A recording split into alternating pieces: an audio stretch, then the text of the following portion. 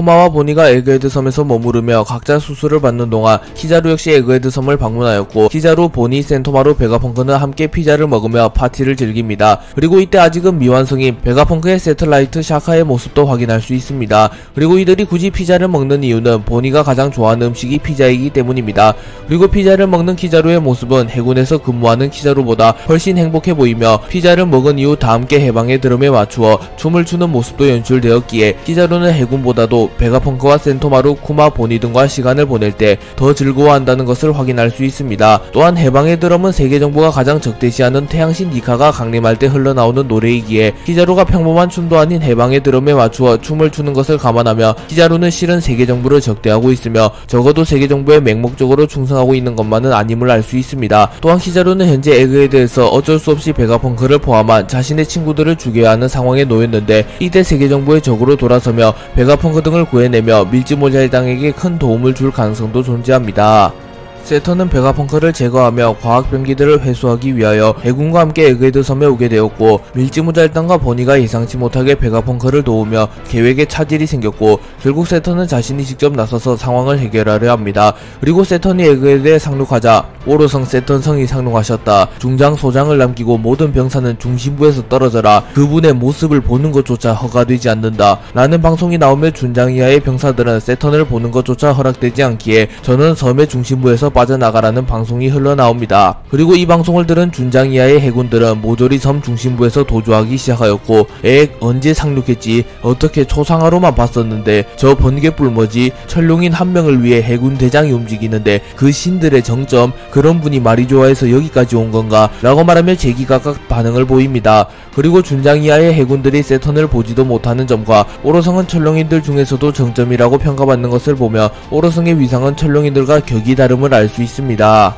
티치가 자신의 왕국을 만들기 위하여 호비를 납치하였고, 이 소식을 들은 거프는 자신의 애제자 호비를 구하기 위하여 곧바로 하치노스 섬으로 향합니다. 그리고 거프와 소드가 하치노스 섬에 도착했고, 소드의 일원들은 매우 합이 잘 맞는 모습을 연출하며 하치노스 섬의 해적들을 한 곳에 모으는 데 성공합니다. 그리고 곧바로 거프가 날아와 자신의 주먹에 무장색 패기를 휘감은 이후 해적들이 모인 곳에 갤럭시 임팩트를 사용하였고, 해적들은 모조리 전멸당합니다. 그리고 거프와 함께 날아온 군함을 프링글스 소장이 점토 열매의 능력을 사용하여 군함을 안전하게 착지시킵니다. 그리고 거프의 갤럭시 임팩트를 맞고 리타이어 되지 않은 일부 해적들은 거프 자식 용서 못해 저 영감 이라고 말하며 분노를 표출합니다. 그러자 해군들은 움직이지 마라 해적들, 피해가 더 커지게 될 거다 라고 말하며 해적들을 보고 쓸데없는 저항을 하지 말라고 말합니다. 그리고 거프는 조금은 분노한 듯한 표정으로 납득이 안 가는구만. 나도 완전히 녹슬었구만. 이라고 말하며 자신이 전성기에 비하여 기량이 확실히 줄었다고 말합니다. 그도 그럴 것이 거프는 정상격전 당시 힘수염보다도 6살이나 많은 상태였습니다. 참고로 지금 거프의 나이는 78세입니다. 그렇기에 거프가 전성기에 비하여 기량이 떨어진 것은 당연하며 아직도 사원급 무력을 가진 것이 신기할 따름입니다. 그리고 거프가 녹슬었다고 말을 하자 해적 한 명은 매우 놀라며 웃기지 말라고, 이 이상 파괴하게 둘까 보냐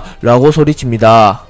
사보는 어린 시절 고아왕국의 귀족 아울록 3세 디디세 아들로 태어났습니다. 그리고 사보의 부모님은 정략결혼을 통하여 세력을 늘리려는 속셈이 있었기에 사보를 아들로 보기보다는 자신들의 출세 도구로 보는 경향이 심했습니다. 그리고 사보도 어린 나이부터 이를 눈치채고 있었기에 가족들을 좋아하지 않았으며 진정한 가족을 찾고 싶어 했습니다. 그리고 결정적으로 사보가 그림을 그려온 것을 보고 아버지가 사보의 그림을 찢어버리고 공부나 하라고 말하자 사보는 큰 충격을 받게 되었습니다. 그래서 사보는 결국 가출을 하게 되었고 그레이터미널에서 노숙을 하게 되었습니다. 그리고 그곳에서 에이스를 만나게 되었습니다. 그리고 사보는 에이스와 함께 그레이터미널에서 지내며 과거처럼 좋은 음식을 먹거나 좋은 옷을 입지는 못하였지만 사보가 추구하던 진정한 가족인 에이스를 만난 이후에는 사보는 이전보다 행복한 모습을 보여주었습니다. 그리고 에이스는 사보와 친해진 이후 자신의 동생 루피를 소개해 주었고 루피와 사보 에이스는 그날 이후부터 늘 같이 다니게 되었습니다. 그리고 루피, 사보, 에이스는 블루잼 해적단의 보물을 목격하게 되었고 블루잼 해적단에서는 루피, 사보, 에이스가 보물을 훔쳐갈까봐 이들을 모두 죽여버리려고 합니다. 하지만 에이스가 위기 상황에서 폐양색 패기를 발산하였고 삼형제는 기적적으로 위기를 탈출하게 됩니다. 그리고 에이스는 사보가 계속하여 그레이터미널에서 지내며 또다시 블루잼 해적단의 표적이 된다고 생각하여 다단의 집에서 같이 지내자고 제안합니다. 그리고 루피, 사보, 에이스는 도원결의를 맺으며 형제의 연을 맺게 되었습니다. 쿠마는 칠무회가 된 이후 보니에게 틈틈이 편지를 썼고, 쿠마는 난 지금 바다 위에 있어. 조금 유명해진 탓에 항해가 어려워졌지만 무사히 지내고 있어. 모두 건강해. 보니가 10살이 되면 같이 가고 싶은 장소를 가득 찾아보고 있어. 라는 내용이 담긴 편지를 뉴스쿡을 통하여 보니에게 전달합니다. 그리고 쿠마는 후시아 마을로 오게 되었고, 당시 15세였던 루피는 해맑은 얼굴로 호랑이에게 쫓기고 있는 모습을 보이고 있었습니다. 정상결전이 시작된 이후 미호크는 흰수염과의 거리를 재보기 위하여 흰수염에게 참격을 날렸으나 다이아몬드 조즈가 이를 가볍게 막아냅니다. 그리고 기세를 탄 조즈는 곧바로 거인족보다 훨씬 거대한 빙하를 마린포드로 향하여 던져버렸고, 거인족들조차 당황하는 모습을 보였습니다. 또한 키자루와 아오키지가 자리를 비운 상태였기에 해군은 한 차례 위기를 맞이했습니다. 하지만 그 순간 아카이노가 자리에서 일어서며 멋대로 자리를 비우다니, 그럼 여기는 누가 지키라는 거냐 라고 말한 뒤 곧바로 대분화를 사용하여 조즈가 던진 얼음을 녹였고, 엄청난 크기의 얼음이 약 1초 만에 흔적도 없이 사라져버렸습니다. 그리고 대분화의 여파가 흰수염에게 떨어졌고, 흰수염은 무라쿠모 길이로 용암을 막은 뒤 후 불어서 용암을 꺼버립니다. 그리고 곧바로 아카이누에게 생일 케이크에 초나 붙이시지 마그마의 송이 라고 말하였고, 아카이누는 화려한 장례식은 싫은가 보지 흰수염 이라고 응수하며, 아카이누는 세계 최강의 사나이 흰수염과의 신경전에서도 전혀 밀리지 않는 모습과 조즈의 회심의 일격을 간단히 막아내며 압도적인 존재감을 뿜어냈습니다. 쿠마는 바다로 나오게 된 이후 보니의 병을 치유하기 위하여 온갖 섬들을 여행하기 시작하였고, 과거 샤본디 제도에서 밀지모자 일당을 날려버렸던 모든 섬을 방문하는 모습이 나옵니다. 그렇게 쿠마가 밀지모자 일당을 무작위 섬으로 날려버린 것이 아닌 그들을 배려하여 최적화된 섬으로 날려보냈다는 것이 밝혀집니다. 그리고 쿠마는 우연히 드래곤과 재회하게 되었고, 드래곤과 쿠마는 오랜만에 담소를 나눕니다. 그리고 드래곤은 이바와 이나즈마는 투옥됐다. 만나지 못한 와중에 너는 국왕과 폭군의 해적인가? 라고 말했고, 쿠마는 사람은 변하기 마련이잖아 라고 말합니다. 하지만 벨로베티는 혁명군에서 그 기사를 고지고대로 받아들이는 녀석은 없어 라고 말하며 혁명군은 여전히 쿠마를 신뢰하고 있다고 말합니다. 그리고 벨로베티는 드래곤이 쿠마의 허락 없이는 과거의 진이의 직위였던 혁명군 동군대장을 역임시킬 수 없다고 말하였기에, 쿠마에게 자신이 혁명군 동군의 대장이 되어도 되냐고 물었고, 쿠마는 상관없다고 말하며 이를 수락합니다. 그리고 드래곤은 사보와 코알라도 만나고 싶어해. 젊은 동지들이 힘을 기르는 것도 너에게 보여주고 싶고 라고 말했고, 쿠마는 대계를 보고 있었어. 드래곤이라면 어떻게 생각했을까? 각지에서 생각해봤다. 나도 군으로 돌아가곤 싶지만 이라고 말하며 자신도 혁명군으로 복귀하고 싶지만 보니의 병을 치유하는 게 우선이라고 말합니다. 그러자 드래곤은 베가펑크가 현재 사고로 연구소를 잃었고 에그헤드에 새롭게 연구소를 창설한 터라 지금이라면 경비가 허술하기에 만나볼 수 있을 것이라고 말해주었고, 쿠마는 곧바로 베가펑크를 찾아가려 합니다. 그리고 쿠마는 혹시 보니의 병이 낫는다면 다시 한번 함께 싸우고 싶군 이라고 말하였고, 드래곤은 운명의 바람은 불고 있다 친우여 라고 말합니다. 그리고 이때 드래곤의 선박도 바람이라는 말이 들어가며, 드래곤이 쿠마에게도 운명의 바람이라는 얘기를 하였기에 드래곤의 능력이 바람과 관련이 있음은 더욱 확실해지고 있는 상황입니다. 루피는 동료를 끔찍하게 아끼는 인물입니다. 자기를 욕하는 건 참아도 동료의 건 못 참는 인물입니다. 하지만 이런 루피조차도 동료를 손절해버린 초유의 사태가 있었습니다. 밀지모자 일당은 거친 항해를 하였고 결국 고잉 메리오가 제 기능을 하지 못하게 되었습니다. 그리고 루피는 선장으로서 메리오를 폐기하자고 제안했고, 밀지모자 일당은 슬픔을 뒤로한 채 메리오를 폐기하기로 결정합니다. 하지만 메리오를 가장 아꼈던 우섭은 극대노하였고 루피와 말싸움을 하게 됩니다. 그리고 결국 사소한 말싸움은 싸움으로 번지게 되었고 우섭과 루피는 대결하게 됩니다. 그리고 우섭은 창의적인 전투를 보여주며 잠시나마 루피를 몰아붙이며 변수를 창출하나 싶었는데 결국 실력 차이를 극복하지 못하고 루피에게 패배합니다. 그리고 우섭은 잠시 버려졌으나 결국 루피가 우섭을 다시 받아주게 되었고, 이 사건 이후 루피와 우섭은 더욱 돈독해졌습니다. 또한 이 전투는 우섭 역사상 최고의 전투로도 평가받고 있습니다. 그리고 이 사건을 겪은 이후 밀지모자 일당은 서로를 더 의존하고 아끼게 되었으니 결론적으로는 이득을 봤다고도 평가할 수 있습니다. 징베는 의리를 상징하는 인물이자 자신의 목숨을 걸고 루피의 목숨을 구해준 적이 있기에 독자들 사이에서 의리캐로 통하고 있으며 작중에서도 협객이라고 불리며 의리를 상징하는 캐릭터로 평가받고 있습니다. 하지만 이러한 징베가 통수 전문가설에 휘말리고 있는데요. 그리고 이러한 설이 제기된 이유는 징베가 소속을 너무나도 많이 옮겨 다녔기 때문인데요. 징베는 과거 어인섬의 영궁왕국의 경비원으로 활동하며 넵튠을 보좌한 적이 있습니다. 그리고 이후 태양해적단에 들어가 피셔 타이거를 보좌하였고 태양해적단이 와해된 이후 칠무회가 되었습니다. 또한 흰수염 해적단의 비공식적 잔당이 되기도 하였습니다. 그리고 흰수염이 사망하자 곧바로 빅맘의 수하가 되었으며 머지않아 루피에게 붙으며 루피의 동료가 되었습니다. 그렇게 정리하자면 징배는 소속을 무려 6번이나 바꿨다는 것을 알 수 있습니다. 참고로 배신의 상징인 티치도 소속을 한번 바뀌었으며 시류조차도 소속을 한 번밖에 바꾸지 않았습니다. 물론 징배가 계속하여 소속을 바꾼 이유는 어인을 지키기 위함이라는 명분이 있긴 하나 그래도 6번은 너무 많다라는 게 중론입니다. 그렇게 일부 독자들은 루피가 시들시들해지며 징배가 검은수염 해적단, 크로스길드, 해군 등으로 이직할 가능성이 있다고 말하기도 합니다. 크로코다일은 크간지라고 불리며 원피스에서도 손꼽히는 상남자 캐릭터입니다. 특히 정상결전에서 아카이누를 저지하며 지키고 싶은 것은 확실하게 지켜라 라고 말한 장면은 크로코다일 최고의 명장면으로 꼽히고 있습니다. 하지만 크로코다일이 여자일 수도 있다는 정황들이 여러 포착되며 독자들은 이 부분을 흥미롭게 지켜보고 있는데요. 크로코다일의 어린 시절 사진을 보면 조금은 중성적으로 생겼다는 것을 알 수 있습니다. 또한 로저의 처형식을 지켜보던 미래의 호걸들의 모습이 공개되었을 때 크로코다일만이 유일하게 뒷모습이 공개되었습니다. 그리고 크로코다일은 이완코브에게 어떠한 약점이 있다고 밝혀졌는데 공교롭게도 이완코브는 성별을 바꿀 수 있는 능력이 있는 능력자입니다. 또한 도플라밍고는 정상결전에서 크로코다일이 흰수염과 동맹을 맺자 질투가 난다고 말하기도 하였습니다. 또한 유독 크로코다일과 엮인 대사들이 나올 때 남자 사내라는 말이 강조되어 나오는 것으로 보아 어쩌면 크로코다일이 과거 여성이었을 수도 있다고 추정할 수도 있습니다. 그리고 만약 크로코다일이 여성이었다면 크로코다일은 남성이 되기 위하여 이완코브에게 수술을 받았을 것이며 이 사실이 이완코브가 잡고 있는 크로코다일의 약점일 가능성이 높아 보입니다.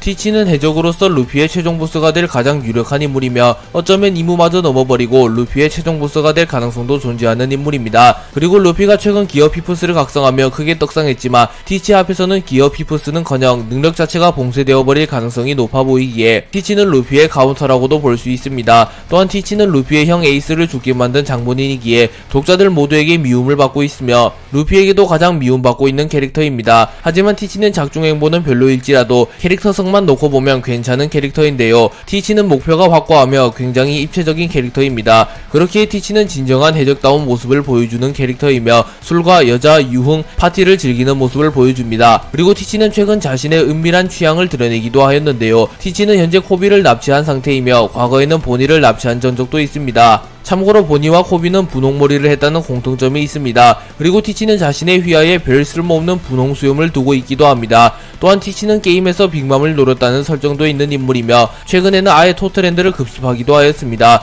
그렇기에 티치는 분홍색 머리를 한 인물만 노리는 핑크헌터라고 볼 수 있으며 독자들은 티치가 분홍 수염을 휘하에 둔 점이 특히 수상하다고 말합니다. 그렇기에 분홍색 머리를 가진 페로나 풀보디 등은 티치를 조심해야 할 것입니다. 오다 작가님은 원피스는 해적을 다루는 만화이며 소년 만화이기에 주인공의 연애 장면이나 결혼 장면이 나오게 된다면 긴장감이 떨어진다고 말했습니다. 그렇기에 루피가 연애를 하거나 결혼을 하는 장면은 그려지지 않을 가능성이 높습니다. 또한 오다 작가님은 만약 연애물이 보고 싶다면 소녀 만화를 보러 가세요 라고 강력하게 말한 적이 있기에 루피가 결혼을 할 가능성이 더더욱 떨어졌습니다. 하지만 오다 작가님은 완결 이후 외전식으로 루피의 결혼 생활을 풀어낸다고 말하였기에 완결 이후에는 루피의 아내가 등장할 것으로 볼 수 있습니다.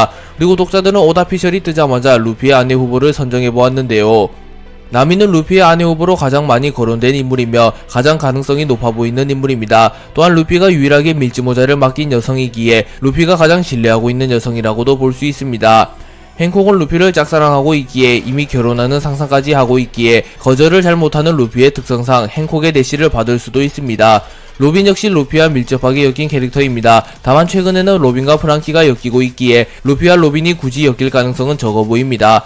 루피가 악마 열매 능력을 사용하여 거대화를 하는 이유도 시라우시 때문이다 라는 말이 있기도 합니다. 실제로 거대화한 루피와 시라우시는 거인족 이상의 크기를 자랑하는 거의 유일한 생물들입니다.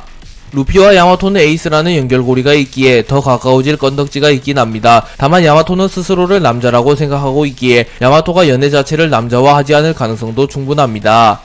우타는 죽었기는 하나 우타 역시 루피와 급격하게 엮이고 있습니다. 또한 우타가 죽은 것은 극장판의 내용이기에 원작에서는 우타가 살아있어도 문제가 되지는 않습니다. 에드워드 위블은 스스로를 흰수염 주니어라고 부르며 자신이 진정한 흰수염의 아들이라고 주장하고 있습니다. 그리고 위블은 흰수염이 사망한 이후 자신의 아버지를 죽게 만든 검은수염 티치에게 복수를 하려 하였으나 자신의 어머니 미스 버킨이 흰수염 해적단을 먼저 소탕하자고 제안해서 현재 위블은 흰수염 해적단을 소탕하고 있습니다. 흰수염의 본명이 에드워드 뉴게이트인데 위블의 본명이 에드워드 위블이기에 두 캐릭터는 성이 같다는 것을 알 수 있으며 위블은 흰수염 특유의 노란 머리와 흰수염을 가지고 있기에 흰수염의 친아들일 가능성이 높긴 합니다. 합니다. 하지만 흰수염의 아들이라고 믿기지 않는 멍청함과 흉폭한 성격 그리고 못생긴 외형을 가졌기에 대다수의 독자들은 위블을 흰수염의 친아들로 인정하지 않고 있으며 만약 위블이 진짜 흰수염의 친아들이라면 무언가 반전이 있을 것이라고 추정하고 있습니다. 그리고 최근 마르코가 미스 버킨과 흰수염 둘 다 록스의 적단 출신이라고 말하였기에 위블이 흰수염의 친아들일 가능성이 더욱 높아졌습니다.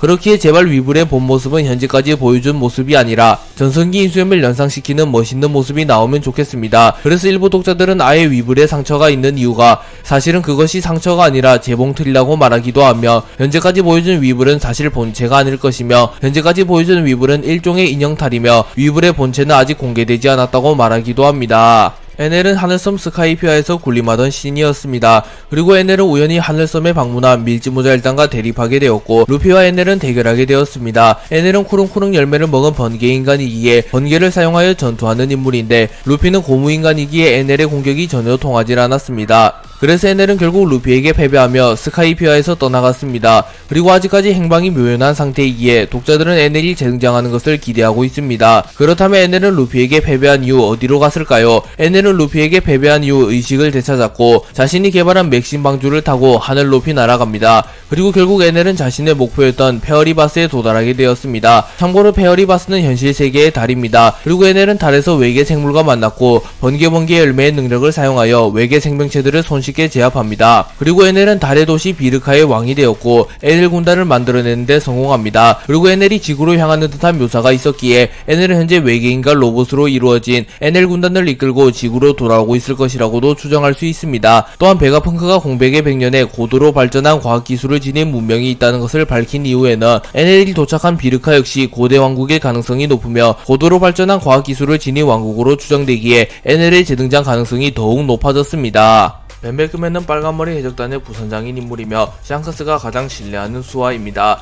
또한 오랜 기간 샹크스와 함께한 인물이며 어린 시절 루피와도 친하게 지냈던 모습을 연출하였기에 벤베크맨은 독자들 사이에서도 민심이 굉장히 좋습니다. 하지만 이러한 벤베크맨이 샹크스를 배신할 수도 있다는 정황이 여러 포착되고 있기도 한데요. 우선 벤베크맨은 달을 상징하는 인물이라고 밝혀졌으며 샹크스는 태양을 상징하는 인물이라고 밝혀졌습니다. 참고로 달과 태양은 대립을 상징하는 매개체이기도 합니다. 또한 벤베크맨은 샹크스의 휘하에 있긴 하나 샹크스와 가치관이 다르다는 언급이 나왔으며 샹크스의 우유부단한 부분을 조금은 싫어한다는 설정이 있습니다. 물론 벤베크맨 역시 전쟁 상황이나 중요한 순간이 아닌 경우에는 샹크스처럼 우유부단한 모습을 연출합니다. 그리고 벤베크맨은 이스트블루 시절을 기준으로 가장 지능이 뛰어난 인물로 밝혀졌는데 보통 만화에서 머리가 좋은 부하가 머리가 나쁜 리더를 배신하는 클리셰가 심심치 않게 나오기에 이 부분 역시 조금은 미심쩍은 부분이라고 볼 수 있습니다. 또한 구글에 벤베크맨을 검색하면 벤베크맨 배신이라는 단어가 가장 먼저 나오는 것을 확인할 수 있으며 무수히 많은 음모론이 있다는 것을 알 수 있습니다. 물론 필름 레드가 출시된 이후에는 벤베크맨이 샹크스에게 얼마나 충성하고 있으며 샹크스 역시 벤베크맨을 얼마나 신뢰하는지 드러났으며 벤베크맨이 민간인을 절대로 건드리지 않는 도덕적인 인물임을 확실하게 공개되며 벤베크맨 배신설이 거의 제기되고 있지 않습니다.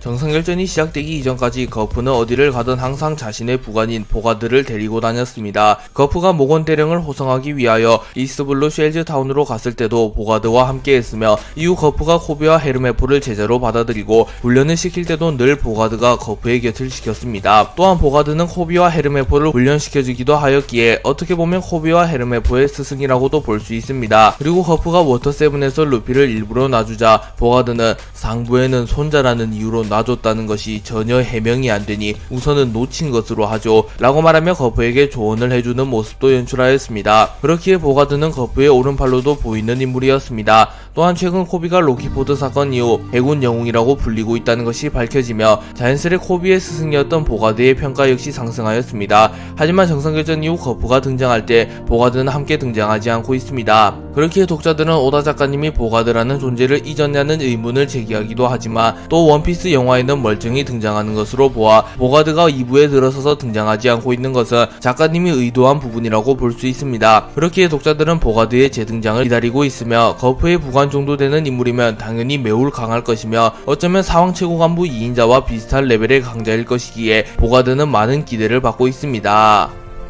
해군대장 키자루는 친근한 외형과 유쾌한 성격, 독특한 말투 등으로 엄청난 인기를 끄는 캐릭터입니다. 또한 키자루는 무력도 강력한 캐릭터이며 번쩍번쩍 열매라는 사기적인 악마의 열매를 먹었기에 무력으로도 꿀리지 않는 캐릭터입니다. 그리고 키자루는 짱구에 등장하는 떡잎 유치원 원장님과 매우 닮았다는 평을 들으며 항상 노란색 옷을 입고 다닌다는 공통점도 있기에 일부 독자들은 키자루가 해군을 은퇴한 이후 떡잎 유치원을 개원하였다고 말하기도 합니다. 그렇다면 키자루와 떡잎 유치원 원장님이 매우 닮은 이유는 무엇일까요? 그 이유는 두 캐릭터의 모티브가 된 인물이 일본의 배우인 타나카 쿠니에로 동일하기 때문입니다. 그렇게 어떻게 보면 키자루와 떡잎 유치원 원장님을 동일 인물이라고도 볼 수 있으며 평행세계에 존재하는 인물이라고도 볼 수 있긴 합니다. 그렇기에 제2의 원피스 세계관에서는 어쩌면 키자루가 해군을 은퇴한 이후 유치원을 개원하는 일이 생길 수도 있긴 합니다. 또한 외무지상주의에 등장하는 오키 기획사의 사장도 키자루와 매우 비슷하게 생겼으며 이 인물의 모티브 역시 타나카 쿠니에일 가능성이 높습니다.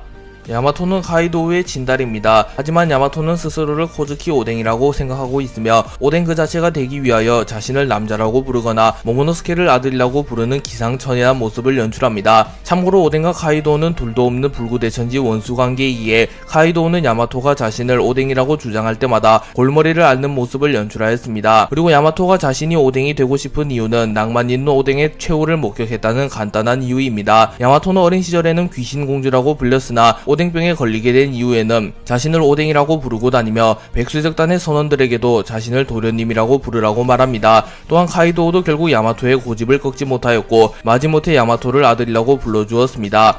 하지만 야마토는 여기서 멈추지 않았고 진정한 오뎅이 되기 위하여 자신의 아버지 카이도우를 몰아내고 코즈키 가문에게 와노쿠니를 돌려주기 위하여 노력하였고 루피, 키드, 로우에게 도움을 주며 결국 카이도우를 무너뜨리고 와노쿠니를 코즈키 가문에게 되돌려 주었습니다. 그리고 야마토는 카이도우가 쓰러진 이후 로쿠규가 와노쿠니에 나타나자 필사적으로 로쿠규를 막아내는 모습을 연출하였으며 이후 로쿠규 같은 강자들로부터 와노쿠니를 지키기 위하여 루피와 모험을 떠나지 않고 와노쿠니에 머무른다는 말을 하며 어쩌면 원조 오뎅보다도 와노쿠니를 더 사랑하는 모습을 보였습니다.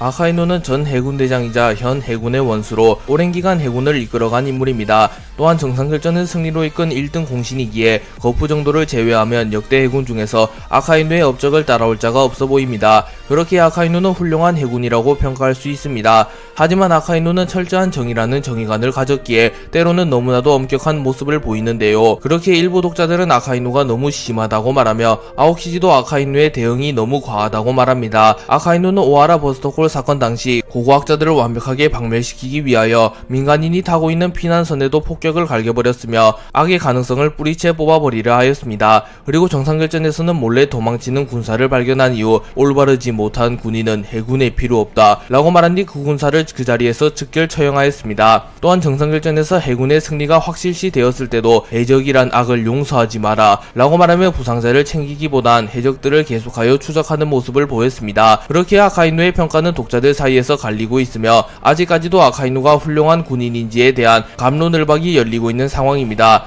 하지만 아카이누가 이룩한 업적은 분명 대단한 것이며 해적들의 수가 워낙 많은 원피스 세계관에서 아카이누 같은 군인이 있지 않았더라면 원피스 세계관의 치안은 더욱 개판이었으며 특히나 해군의 정점 원수라는 자리에 오른 인물이 아카이누이기에 어느 정도의 평화가 유지된다는 것이 묘사되었기에 시간이 지날수록 아카이누의 평가가 오를 가능성이 높아 보이며 실제로도 횟수가 지날수록 아카이누의 평가가 긍정적으로 변해가고 있습니다. 흰수염은 로저, 거프와 함께 원피스 세계관에서 역대로 보더라도 가장 강했던 인물 중 한 명이었습니다. 또한 흰수염은 사왕의 기준점이 되기도 한 인물이었으며 로저가 사망한 이후 오랫동안 정점으로 군림하며 명실상부 세계 최강의 사나이로 이름을 떨쳤습니다. 그리고 흰수염은 정상결전에 참전하여 노쇠하고 병든 몸으로도 엄청난 활약을 하며 독자들에게 깊은 인상을 주었습니다. 하지만 정상결전 스토리가 끝난 이후 폐기의 개념이 정립되었으며 현재는 폐기의 2차 각성까지 등장하였습니다. 그래서 정상결전 당시 폐위감은커녕 기본적인 폐기도 잘 구사하지 못한 흰수염의 평가가 내려갔습니다. 또한 샹크스, 카이도우 등 강자들의 전투 장면이 공개되었고 이들이 정상결전 흰수염을 상회하는 활약을 보이며 다시 한번 정상결전 흰수염의 평가가 하락하였습니다. 그래서 현재 정상결전 흰수염의 전투력 평가가 독자들 사이에서 의견이 분분한 상태입니다. 대표적인 의견들은 첫 번째, 정상결전 흰수염이 약해 보이는 것은 연출 차이일 뿐 정상결전 당시에도 세계 최강의 사나이였다. 두 번째, 정상결전 흰수염은 기량이 하락했으므로 평균적인 사원과 비슷한 정도였다. 세 번째, 정상결전 흰수염은 너무나도 늙고 병들었기에 평균적인 사왕에도 못 미치는 정도였다 등이 있습니다. 밀짚모자는 루피의 상징이자 루피가 목숨보다 귀하게 여기는 물건입니다. 그리고 밀짚모자는 해적왕의 전유물이기도 한데요. 선대 해적왕으로 불리며 데뷔부 원피스를 남긴 장본인 조이보이 역시 과거 밀짚모자를 착용했다고 밝혀졌으며 초대 해적왕이자 대해적 시대를 개막한 장본인 로저 역시 젊은 시절에는 밀짚모자를 착용하고 다녔습니다. 그리고 로저는 샹크스에게 밀짚모자를 물려주었으나 샹크스는 자신이 로저의 밀짚모자를 착용할 만한 인물이 아님을 깨닫고 로저와 똑같은 말을 한 꼬마 루피에게 로저의 밀짚모자를 물려주었습니다. 그렇게 현재까지 공개된 원피스의 해적왕들은 모두 밀짚모자를 착용했음을 알 수 있습니다. 그리고 레일리는 그 모자는 사나운 사람에게 어울리지 라고 말하며 밀짚모자가 특별한 모자라고 말하기도 하였습니다. 그렇기에 원피스에서 밀짚모자는 단순한 모자이기 이전에 어떠한 뜻을 시사할 것이라는 가설이 많이 제시되었는데요. 그리고 현재 가장 유력한 가설은 밀짚모자가 해방을 상징하는 태양을 상징하는 물건인데요. 실제로 밀짚모자는 일출하는 태양과 닮아 있습니다. 또한 루피와 조이보이가 먹은 악마의 열매의 모티브가 된 인물이 태양신 니카라는 것이 밝혀졌기에 이 가설은 더욱 유력해졌습니다. 또한 밀짚모자는 작중에서 영웅의 모자라는 평가를 받기도 하기에 밀짚모자는 적어도 원피스에서는 단순한 모자가 아님을 알 수 있습니다. 미호크와 샹크스는 과거 라이벌 관계였으며 수차례 대결을 해온 경쟁 관계였습니다. 그렇기에 두 캐릭터는 서로에 대하여 잘 알고 있을 가능성이 높습니다. 미호크는 조로에게 난 토끼를 잡을 때도 최선을 다하는 멍청한 짐승과는 다르다 라고 말하는데 이때 미호크가 말한 짐승은 사자입니다. 왜냐하면 사자는 토끼를 잡을 때도 최선을 다한다라는 속담이 있기 때문입니다. 그리고 샹크스의 이미지 동물이 사자라고 밝혀졌기에 미호크가 말한 토끼를 잡을 때도 최선을 다하는 멍청한 짐승은 결론적으로 샹크스라는 것을 알 수 있습니다. 그리고 샹크스는 흰수염에게 에이스를 귀환시키라고 말하며 에이스의 실력은 누구보다 잘 알고 있어. 젊은 나이에 당신 배에 2번대를 맡고 있지. 하지만 그 명성과 신뢰가 일을 어렵게 만들고 있어 라고 말합니다. 그러자 흰수염은 그러면 나보고 어쩌면 좋다는 거지 라고 물었고 샹크스는 검은 수염을 쫓는 에이스를 다시 불러들이시오. 나는 수많은 모험을 경험했고 수없이 많은 상처를 내 몸에 남겼지만 지금 가장 욱신거리는 상처는 바로 이거요. 이건 모험에서 얻은 훈장도 아니고 매눈에게 당한 것도 아니오. 나에게 이 상처를 남긴 것은 당신 수하로 있던 검은 수염 티치 녀석이요. 난 방심 따위 하지 않았소 라고 말합니다. 그렇게 이 장면을 보면 샹크스는 방심 따위 하지 않은 성격을 가졌다는 것을 알 수 있으며 티치는 전력을 드러낸 샹크스에게 비능력자 시절의 우위를 점했다는 것을 알 수 있습니다. 참고로 샹크스와 티치의 대결 이후 샹크스는 눈에 영구적인 상처가 남았으나 티치는 아무런 상처도 남지 않은 것으로 묘사되었습니다. 그리고 티치가 샹크스에게 상처를 입힌 무기는 티치가 과거에 사용했던 특유의 삼지창으로 보입니다.